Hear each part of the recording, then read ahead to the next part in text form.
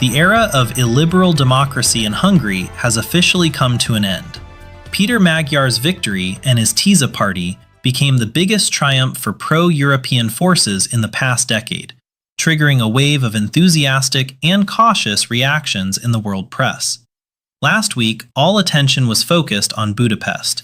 In its editorial, Le Monde called the result a democratic awakening of a nation. The paper's journalists note that Magyar's success is not just a change of power, but a psychological break. Quoting one voter, "We are no longer afraid of our own government." The British newspaper The Guardian pays special attention to the winner's personality. In an article titled "From Insider to Regime Gravedigger," it writes that Magyar used Orbán's own weapon against him, populism, but filled it with European meaning.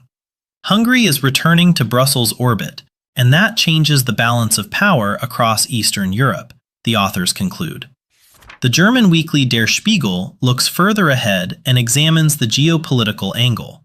The publication says directly that for Kyiv, this is a second wind.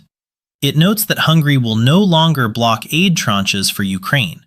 To quote, "Budapest is ceasing to be Moscow's Trojan horse in the European Union, which effectively deprives the Kremlin of its last reliable ally within Europe's institutions." Italy's Corriere della Sera warns against excessive euphoria. In its commentary, the paper points to the institutional swamp left behind by Orbán. Winning an election is only 10% of the job.